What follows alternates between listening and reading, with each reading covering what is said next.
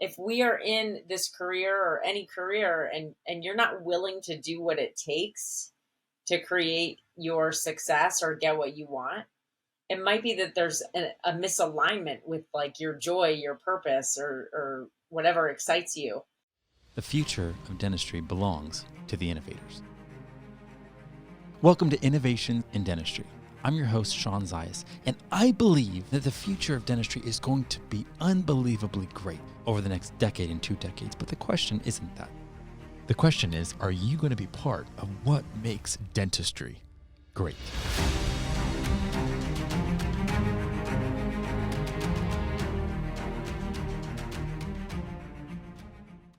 Today, I don't think I could be more excited to have the chance to interview Dr. Laura Brenner. And Laura, before I set you up, let me just say thank you so much for letting me interview you today. Well, Sean, thank you for interviewing me today. I'm excited to be here with you.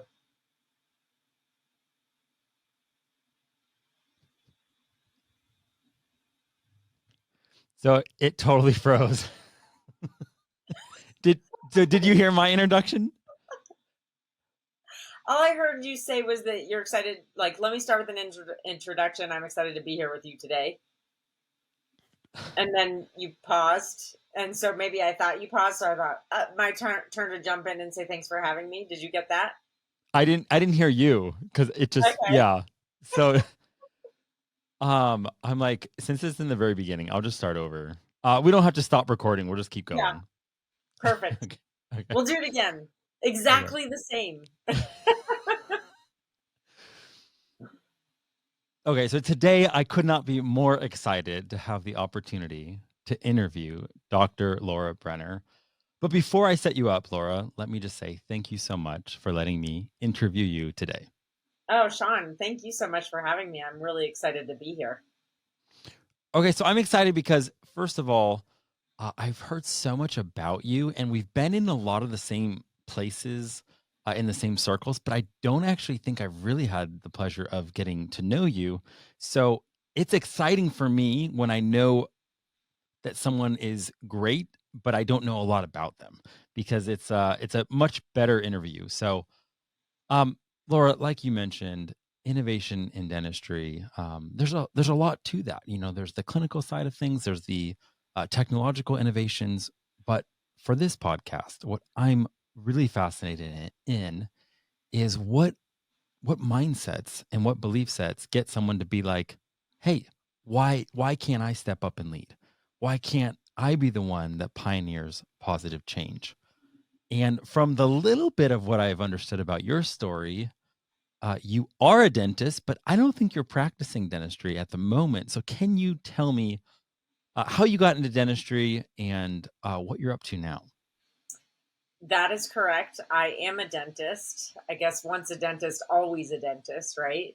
Um, but I don't practice anymore. And to your point that you started out with is what I love about this is how can we be more innovative in our thinking in dentistry?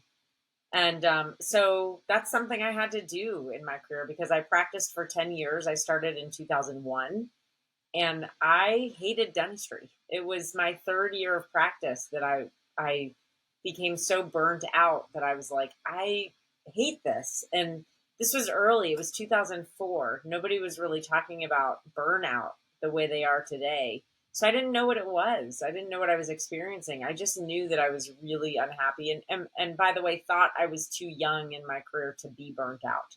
So I just chalked it up to hating what I did and then ultimately, um, because I couldn't ever find the right solutions to create more happiness for myself in dentistry, I had to leave. And in my 10th year of practice, I just completely quit dentistry and left altogether. And then several years later came back to dentistry in a different capacity. Okay, so that is like absolutely fascinating because I know almost like the rites of passage to become a dentist. It's very challenging. The investment, emotionally, financially. So here you are. You find yourself in 2001 as a dentist. Now, Are you an associate? Did you jump straight into private practice? What was happening there? Yeah, so I was an associate in private practice, and it was a very busy practice. We saw about 30 patients a day. I mean, now, we hear about all of these very fast paced, high volume practices. This was one of them that was a private practice. And it was hard because I was juggling so many different patients all at once that I didn't feel like I could take care of each of them the way I wanted to. And I always felt afraid. I was worried that I was going to get sued or someone was going to get mad at me. I was going to get in trouble in some way. Something was going to go wrong. And so I felt like it was just the most stressful practice. And when I was in dental school, everyone always said, if you really want to be happy in dentistry, find a find a practice where you can take your time and get to know people and spend time like building those relationships. And I didn't get that, so I thought this is what I need to seek out. So I found a practice that was the total opposite. If I was seeing 30 patients in a day in this practice, the new practice I went to, it was about 4 years in to my career, was a startup, private practice, no insurance. And some days I saw zero patients. Wow. And that was equally as hard because as a new associate, I didn't realize that it was unique to have, I didn't, I guess in a way it was unique to be in a practice where patients were just being fed to me all day long. Right. And when I went to the second practice, I was like, oh, it's going to be the same. And then to go and sit in a place where, you're defining yourself based on your achievements and your successes. And then your one patient for the day cancels. I would go into the bathroom and cry because plus I was not making any money. So I would go into work all day, and sometimes if I got to do a sealant, I made $6. And so I had those two extremes where actually when I did that job, that private practice job, I was making 1/5 of my income, my previous income. But a lot of I was pretty naive. There's lots of things that I could have done to make it better.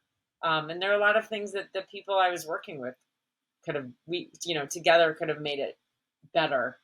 But I just didn't know how, I think. Well, and I think that's normal. Like you have these ideas of what dentistry is going to be like. You have to make a lot of sacrifices, and then all of a sudden you arrive there, and you just don't know what you don't know, and you don't know in what ways the experience of dentistry that you're going to have is even going to align with what lights you up and what brings fulfillment, and where all of a sudden are you finding joy in the midst of this, or are you finding like why am I doing this? So is that kind of what was going on year 3 and year 4 as you start experiencing burnout, where you start questioning like, why am I a dentist? Like what was happening like internally during that time? That is so much of it. Like, I just said I didn't know what to do. I knew what to do. I just was in denial of what to do. I didn't want to go out and do the things that we need to do to be successful in dentistry. And so sometimes that's a sign, like if we are in this career or any career and you're not willing to do what it takes to create your success or get what you want, it might be that there's a misalignment with like your joy, your purpose, or whatever excites you. Sometimes I hesitate to use the word passion because not everybody has a passion, right? And I don't want to leave anyone out because I didn't have a passion. I do now, but it's not a term I like to use so much. But um, yeah, I think that really that disconnect made it hard for me to invest in myself in this. And so, what particularly, like very specifically, happened in year 3 is I knew, like in my first 3 years, I was like, this is going to be really hard. Like, I know dentistry is going to be hard, right? Getting out of school, starting from scratch, like, whoa. And it was. But knowing that it was going to be hard, I was able to like grit my way through it. You know, people talk about grit a lot. I had a lot of grit. I was like, I'm going to try this procedure. I'm going to do that. And this is just part of learning and it's going to get easier. Right. But the problem was when year 3 happened, it just wasn't getting easier for me. So add that to not really being excited about the work I was doing. And in fact, being in a lot of pain. I was in a lot of pain. It was for some people, I mean, there's for everyone, there are moments where for everybody, dentistry is painful. We're just going to admit that, right? But for some people, dentistry is painful in every way all the time. And I was one of those people. So when I got to that year 3 and things weren't getting better, I think I lost hope. And when you lose hope, like you lose everything. And that was when I started saying I want to quit and all that stuff. But you still went 7 more years. Like, that's where it's like, so you encountered this in year 3. It's terrible. Like, you're feeling all sorts of like suffering. And then like what happened? Was it simply because you didn't know there was another way for 7 years? Oh my God. Like, because that must have been miserable, losing hope and then still going through that grind for 7 more years, Laura. I mean, that is so well said, Sean. Like you're like the voice of reason there. That now that's what I think. That's what I say. I mean, even the way you said it was like, yes, it makes no sense, right? But this is what we do as dentists. It's really weird. I've never seen a career that's so high level and so amazing. I've never seen a career make so many people who've been so successful feel badly about themselves. And that was me. I didn't think I had other skills. You know, we go into dentistry thinking it's going to be our forever. I often compare it to a marriage. Like dentistry was going to be my happy ever after. And so this was kind of like facing getting a divorce and not really wanting to do it. And so really in year 3, losing hope was saying, all right, is it the job or is it the career? Because I'm like a dog. I'm like super loyal. I in the 10 years, I only had 3 jobs, which if you talk to a lot of people, that's not a lot in dentistry. You know, some people are getting a new job every 6 months, every year. If it's not working, they're out of there. I'm like a dog. So I would just stay and stay. So at this point, I really wanted to leave, but well, actually, you know what? I invited my rep, the supply one of our dental supply reps, out to lunch, and I was like, "Hey, like, can we meet? I want to talk to you." And he was a really nice guy. Kind of became friends, and I was like, "Look, I'm really unhappy. Could I do what you do? And are there positions available being a rep for your company?" And he talked me out of it. He was like, no, no, no, you're way overqualified. Like the grass isn't always greener. You don't want to throw away your dental career. And this was the mentality. Like this is how people thought in these days was like, you don't want to throw away your dental career. Right. So that just kept feeding me. It just got in my head of why I should have stayed. Right.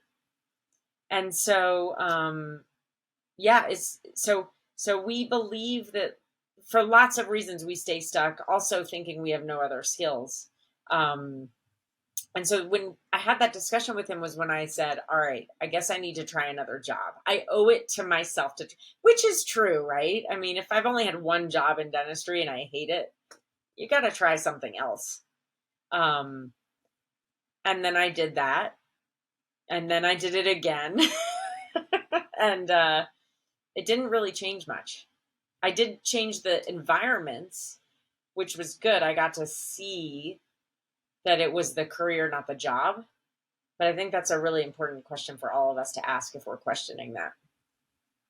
Okay, so the job is, I'm in this particular office with this particular team, particular leadership, and am I unhappy here? Versus the career is, regardless of whether I'm in this state or working for a DSO or private practice, I don't like dentistry, right?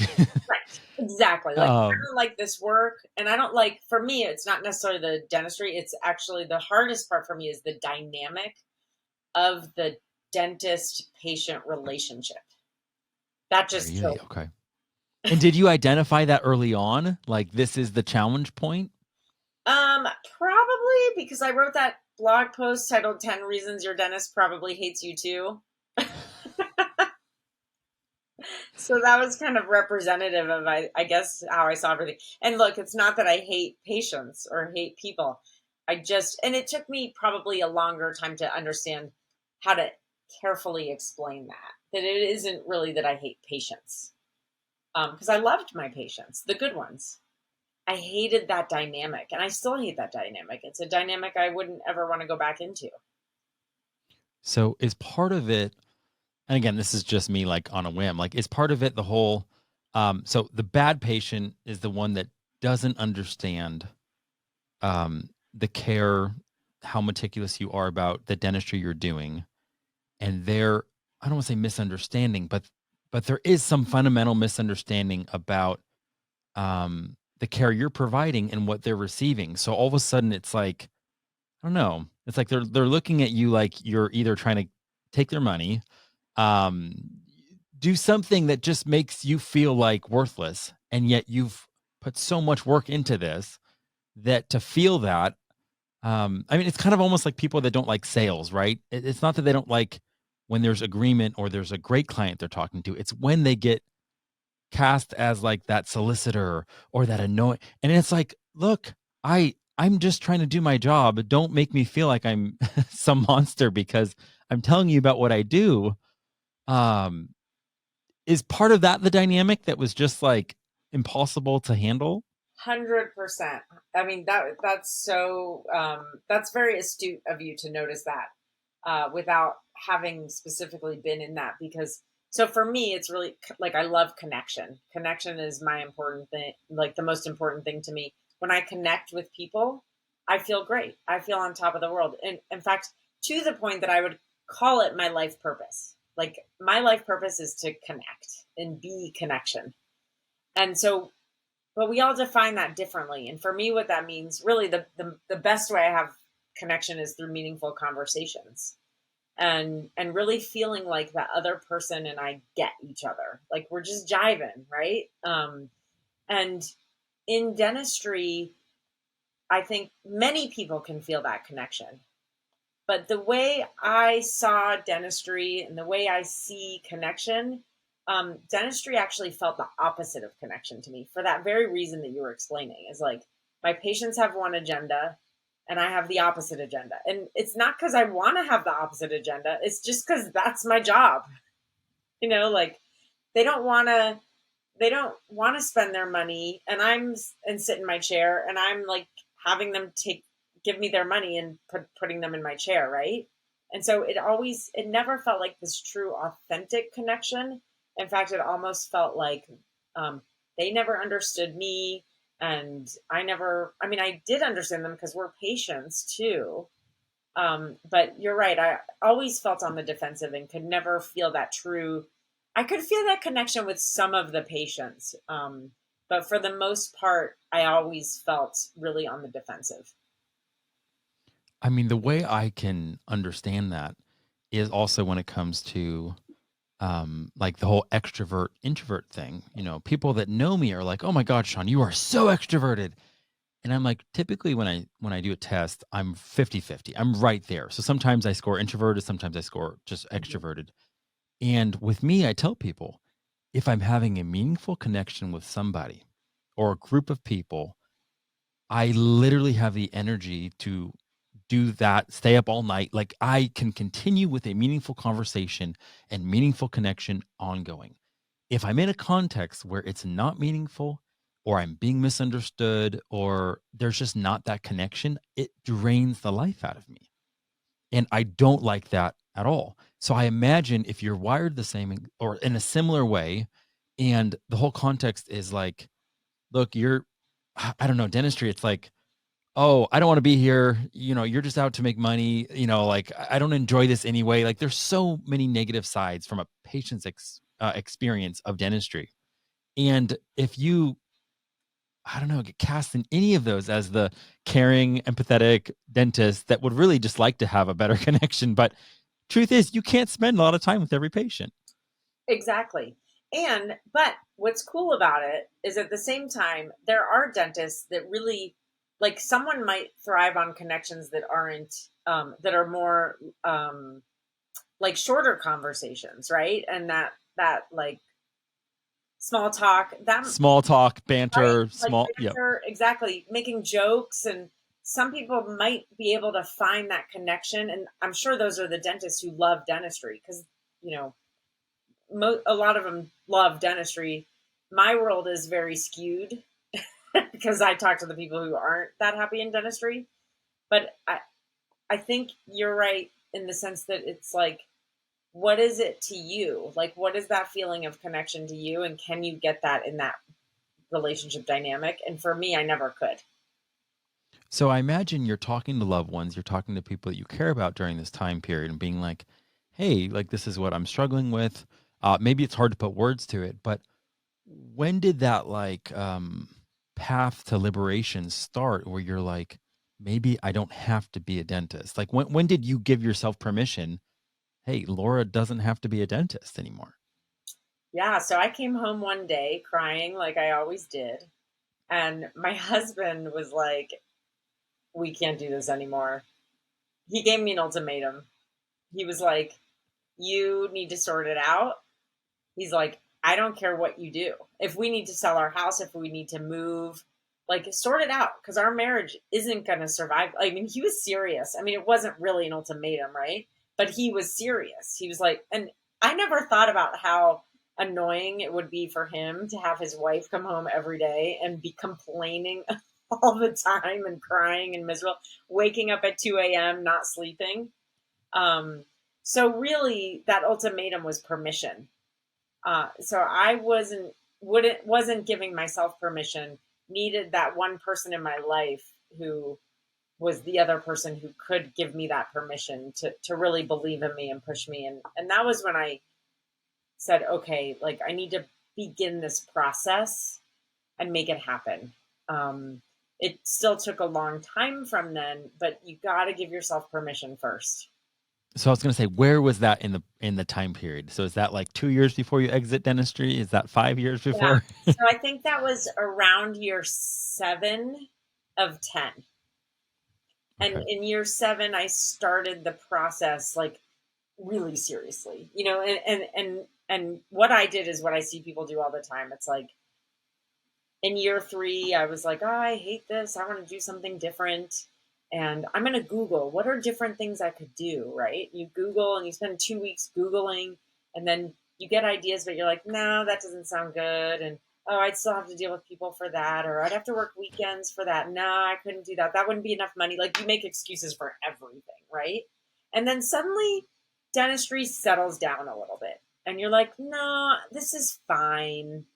I mean, to answer your very first question of like, how did you stay after you lost all this hope? This is what we do. We then start to rationalize, no, it's fine. Like, I can do this. I kind of like it. It's okay. Um, and that's, I call that the Google spiral. Like, we just get stuck in Google land and we spiral into researching and then we give up. And then 6 months later, something bad happens and you feel horrible again and you start with that all over again.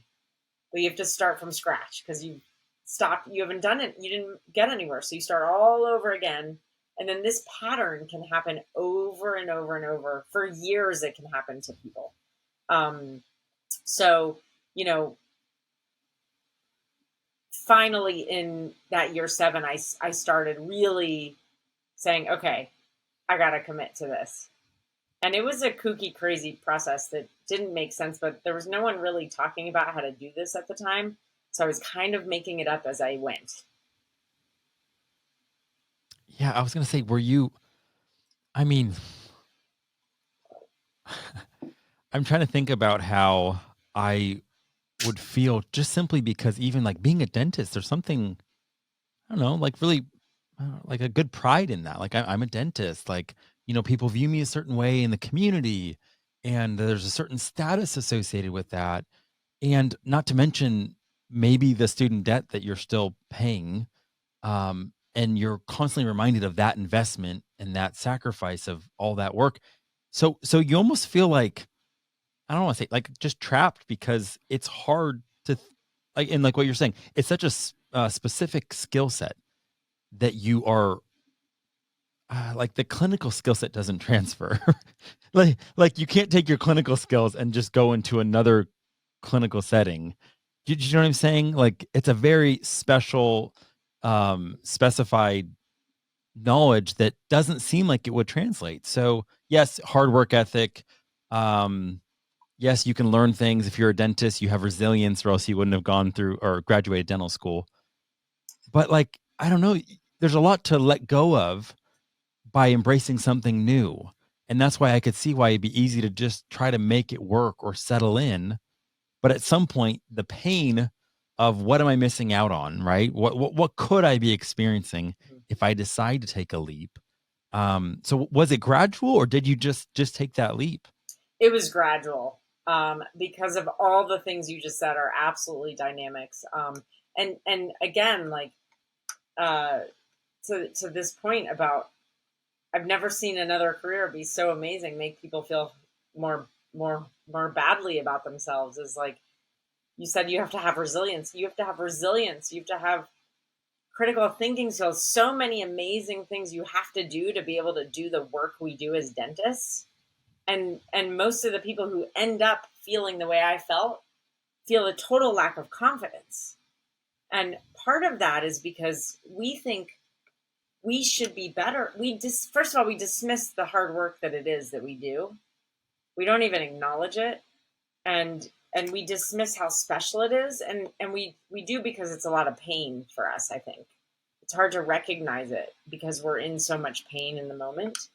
Um, but we don't even like, we think things like, oh, maybe I'm lazy, maybe I actually don't really feel like working, because like I should really, I have like on paper I have this dream life, right? And so I should love this, but what's wrong with me? Maybe I'm just lazy, maybe I don't like to work.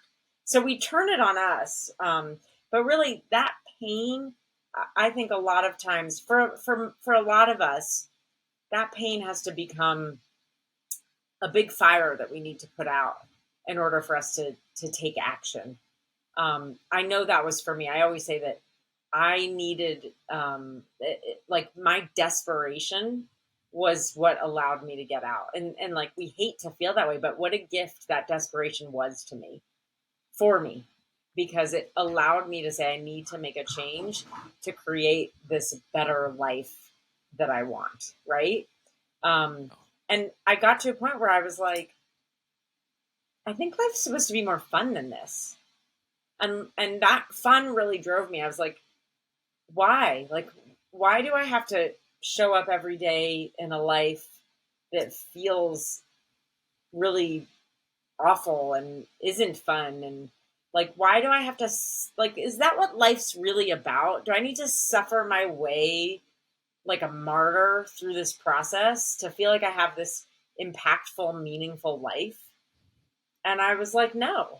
And so, it was a lot of work. It was a lot of mindset work, which I would say is like, has to be number one, mindset. I worked with a career coach. I got therapy. I read a lot of books on personal development. So it was really going from saying, I don't have any skills because dentistry is so specific, to saying, dentistry is so hard and most people can't do what we can do, then I can do anything.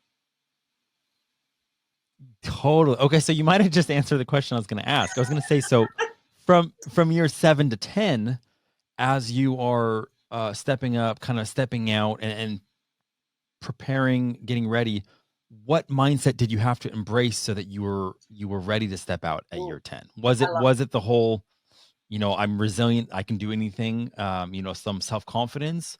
What else might have been there that you had to it. embrace? Was a little bit of that. The biggest thing I had to embrace, there were two things I would say, and they're very tied, and they're going to sound crazy because I think dentists are like, what? Come on, play and creativity.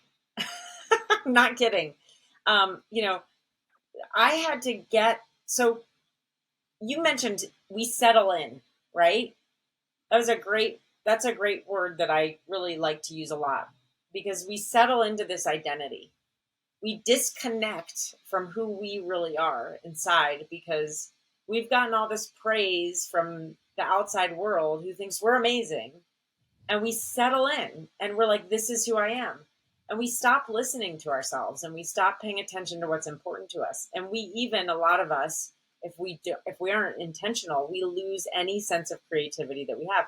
One of my biggest problems during these years was I felt like I had no connection with any create. I was like, I'm so uncreative. I'm not creative at all.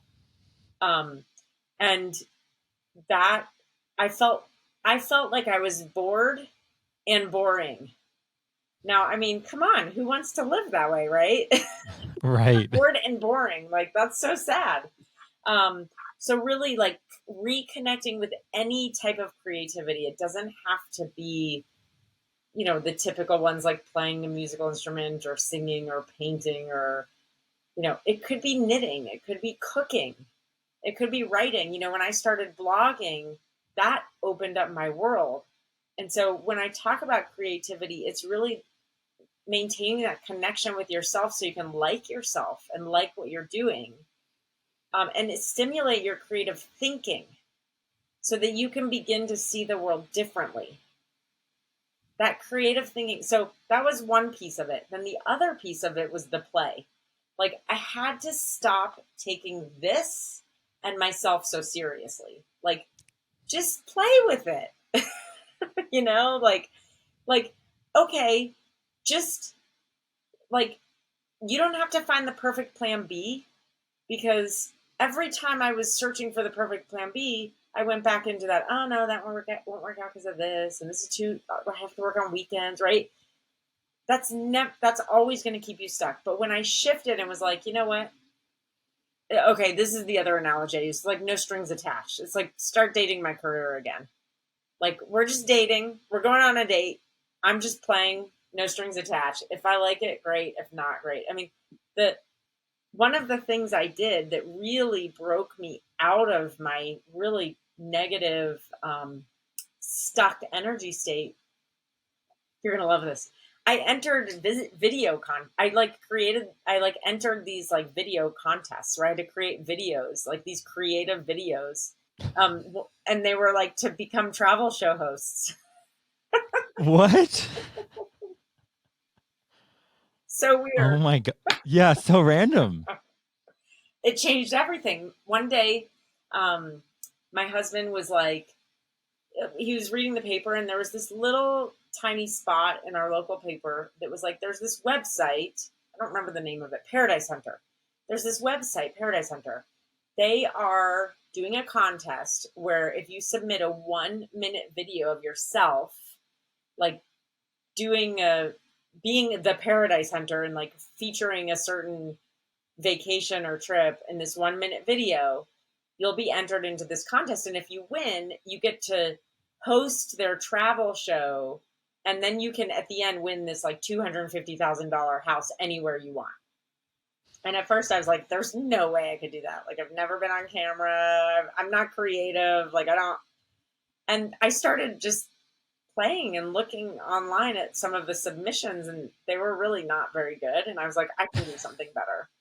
So I ended up making this really funny video, that I submitted, and I had the best time doing it. And I knew I probably wasn't going to win because there were some like professional show hosts who entered, and I knew I wasn't going to win. But it changed me and it opened up my world to different opportunities. So that's just an example of I was just playing with it. And then after that, every time people would send me like, "Hey, look, here's this contest," and I made like 3 or 4 videos to enter into contest, and it was just fun. It was just like, I don't care what the outcome is. I'm just doing it to like build up my energy, because our energy matters. Our Mm. energy is everything, you know? And if we're I was staying in that stuck, dark, negative energy, we're never going to get out of it. I love what you said about play because um it's like in order to learn, you have to go back to like beginner's mind. And when you look at children and they're unafraid to just try something new, play something new, play almost disarms the whole, like you said, connection to outcome. Well, outcome is does the market like what I'm doing or not? Do I win the submission contest or do I not? And if that outcome is negative, that means I'm not good, I'm insufficient. But if I'm not connected to the outcome and I can just be and play and experiment, like you're saying, it keeps your energy level high. Like the and yet you're getting to express and just start being in motion, because something in motion is so much easier. It's so much easier to find where you belong or where you should go when you start walking instead of just waiting. What I used to always do is I tried to learn everything, then I would try to launch. And I realized it's so much easier to launch than learn. As weird as that is, it's like it's so much better. And yet, I imagine there's a lot of listeners now that are like, how do they know, Laura, whether what they're going through is just like a yellow flag of you can there's some things you can learn, but dentistry can still be fulfilling for you, versus this is a red flag and maybe this means that I should look to other career options outside of dentistry. Would you be able to speak to that to kind of help evaluate which is which? Yeah, absolutely. It's actually something that I'm this very week working on a presentation about that. So it's perfect timing. So I've come up with this concept of how important it is for us to diagnose our burnout, because all burnout looks the same, but there are actually two different kinds of burnout. And I figured this out when I figured this out two times. The first was, I mentioned in 2004, no one was talking about burnout. And I was so burnt out that I thought I hated my career. Well, in 2019, 15 years later, I was doing a talk for the Rocky Mountain Dental Convention. I chose burnout because it was kind of a buzzword at that time. I'm like, let's do a talk on burnout.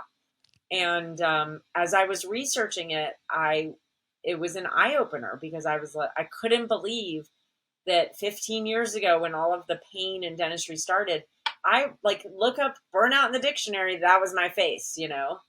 And so you think, well, if I knew that it was burnout, could I have changed things? Could I have found a way to stay in this career? Right now, I know the answer. I won't give it away, but then fast forward to 3 years after that, I became very burnt out again as a coach, doing what I do now, doing what I love. And I went on a vacation, and I came home from my vacation feeling really refreshed. And I was like, I had this moment, like it's like the clouds parted, and it was like this perfect clarity epiphany. And I was like, ooh, there is a difference between how I feel now with my burnout and how I felt in dentistry with my burnout. And so what I've decided is that there's two types of burnout: burnout when you love what you do, and burnout when you hate what you do. And most of us it's not that complicated. It's not some sort of complex, medical term. It's just, but it's so significant because they both look the same. But the treatment plan for burnout when you love what you do is not going to work when you hate what you do.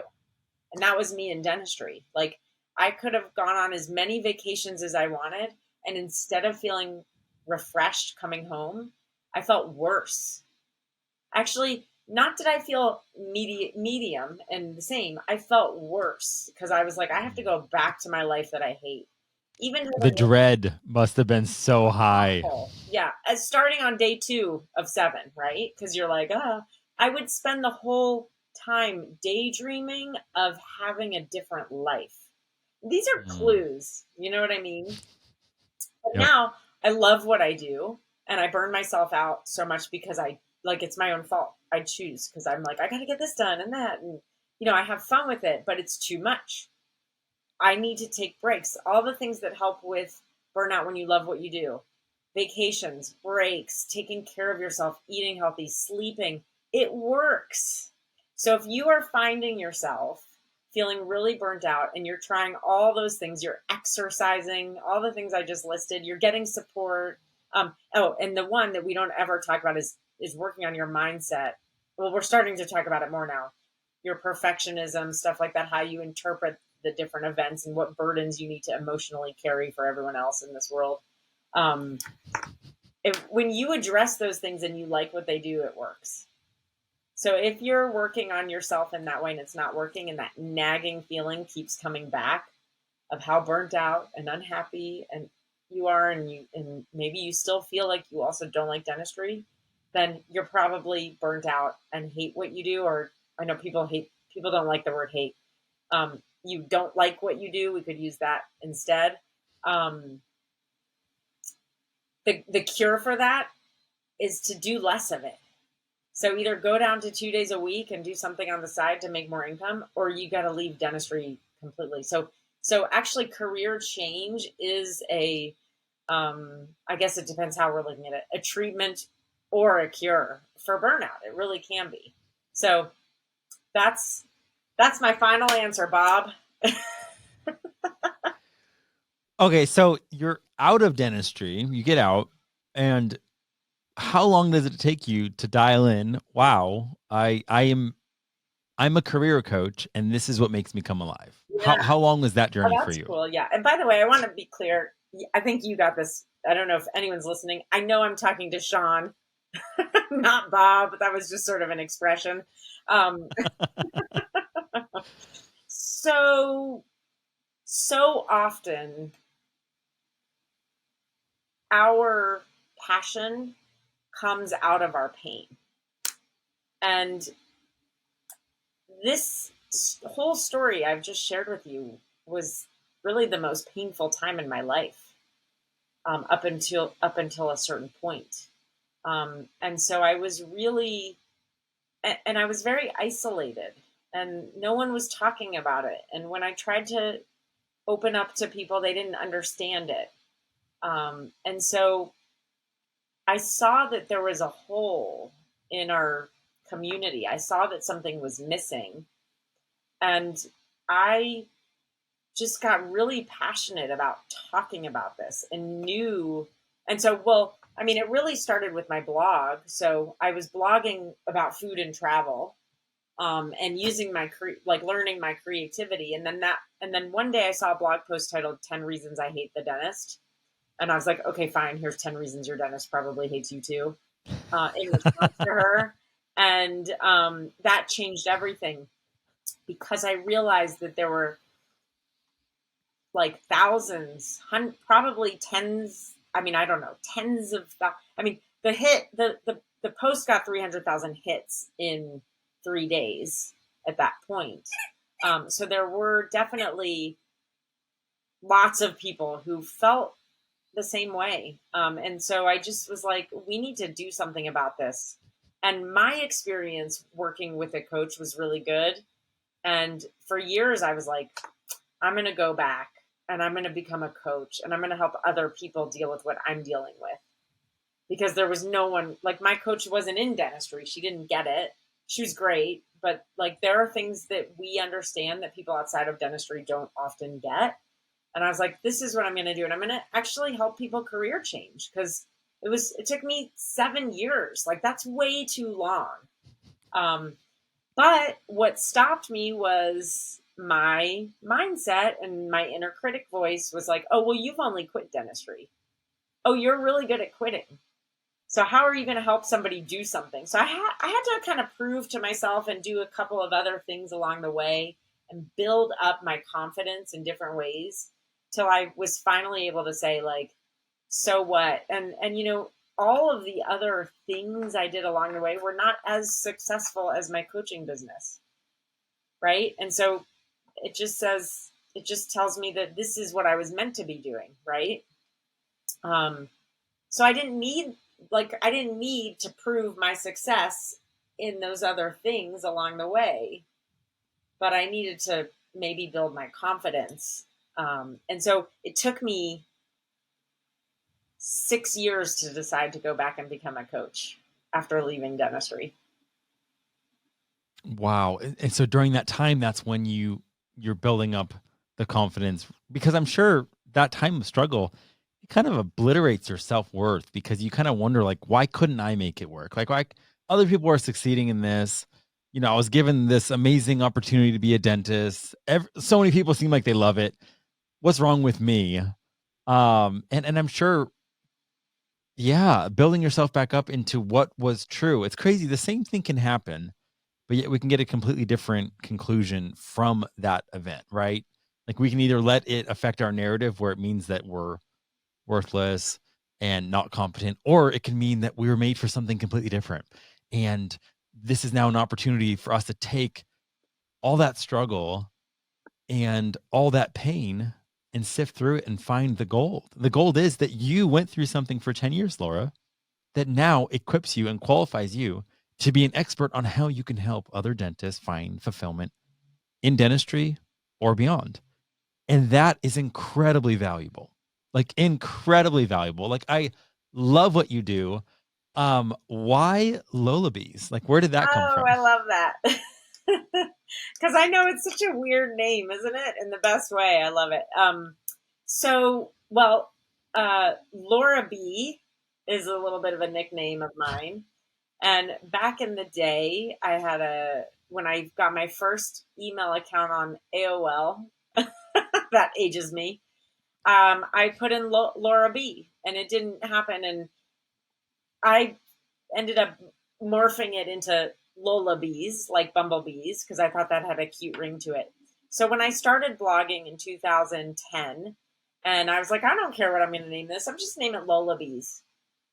And my tagline was buzzing the world one day at a time. Lola Bees, buzzing the world one day at a time. Just made it up. And this is the thing with perfectionism, what you talked about, like getting the whole plan out there and starting. Just do it, right? It doesn't matter what it's called or what my tagline is. I just had to do it. But people will stop when they're starting blogs. It's like they won't get started because they're too busy finding the right name, or other businesses or anything.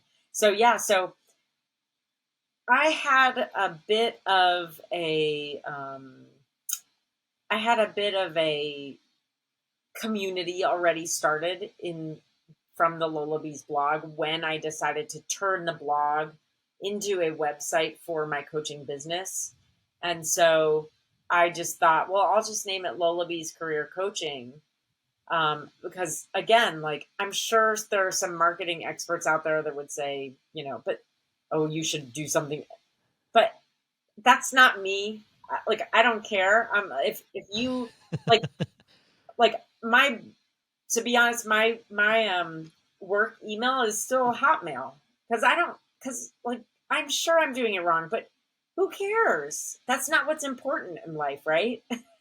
so so anyway, so yeah, so Lullaby's career coaching. So the bumblebee is my logo, my spirit animal, we'll call it. And what's pretty cool about it is kind of an accident. When I researched what the bee symbolizes, it symbolizes community, right? Because bees all work together as a community to protect the queen bee. But it's all about community connection. And the coolest part about it is, did you know that bees are not supposed to fly based on how their bodies are designed physiologically? No. Right? And somehow they defy the odds and are able to fly. And so I just thought, well, that's pretty cool. Like that's kind of what we're doing with people who want to leave dentistry is we're helping them defy the odds when they don't think they can as a community.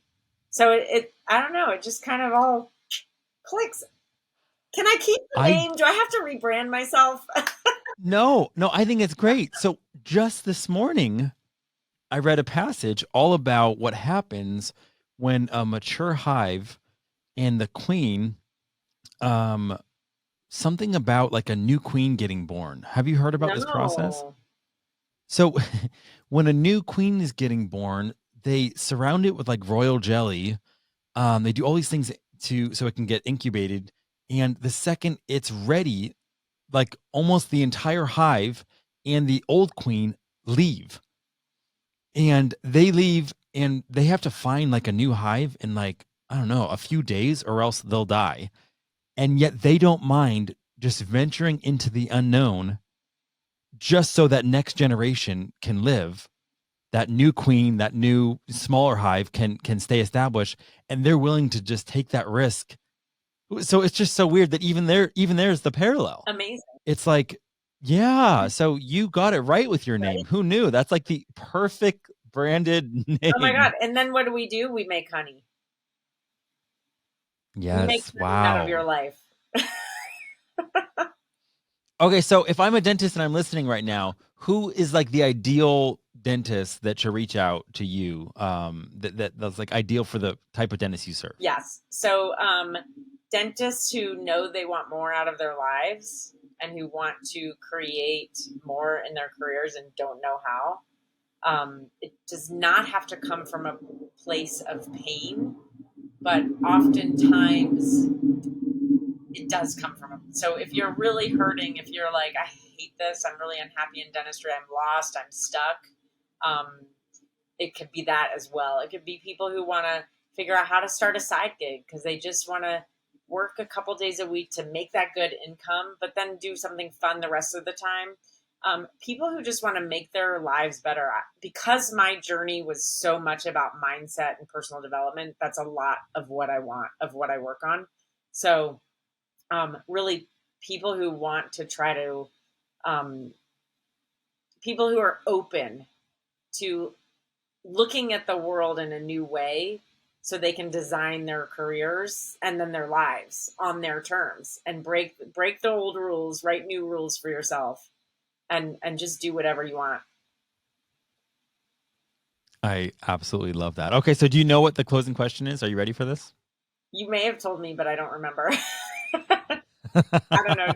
I have not told Okay, you. then I don't know. Okay, so Laura of today is walking down the street, and off in the distance you see 18-year-old Laura, and you know you only have a brief moment to communicate one sentiment to her. What do you share?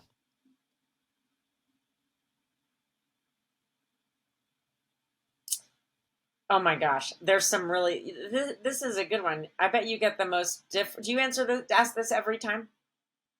I do, You do. yeah. I bet you get the most interesting answers because I'm wanting to go in two directions. One, I guess I'm gonna want to say, can I give a couple answers? Sure, yeah. Okay, so part of me wants to say like, never give up on yourself. Like, invest in yourself and trust in you, and never give up on that. And then another one I want to say is like, don't sweat it. Like, just keep going. It's all gonna work out. It's all gonna be okay. I love that. I think that's even just great advice for the listeners right now. It's like stay intact with like who you are. Don't give up on your dreams, your passion, your identity, who you are. And at the same exact time, don't overthink and don't put this crazy pressure on yourself. Like it's gonna work out. If you end up starting a side hustle, or like a hobby, or end up even leaving dentistry because you know it's toxic and it's not the right fit for you. If you decide to do that, I would say go and work with Dr. Laura because she has some really great services, if that is you and you are looking to do that. Laura, it has just been so easy to honor you as an innovator. Like, I love what you're doing.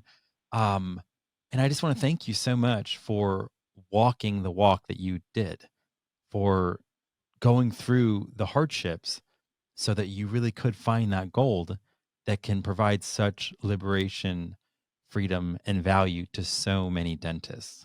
I know that was incredibly difficult, so thank you so much for that. And I just want to say, like, thank you so much for letting me interview you today. Oh my gosh. Thank you so much for having me. This was an amazing conversation. You're a great podcast host. You ask great questions. And I'm just grateful to you know what, by the way, like, every interview that we do is different. And what's cool about this one is totally different stories came out. So thanks for Well, pointing that out. I'm glad that dentistry gets maybe another side of Dr. Laura Brenner that they haven't heard before, because you're truly fascinating. And who knows, maybe in like a few months we can do a part 2, because I feel like there's so much more here. That sounds great. I love it. Awesome. Well, thank you so much, Laura. Thanks so much, Sean. Thanks for listening, and be sure to follow so you never miss an episode. To learn more about what's going on in dentistry, check out innovationindentistry.com.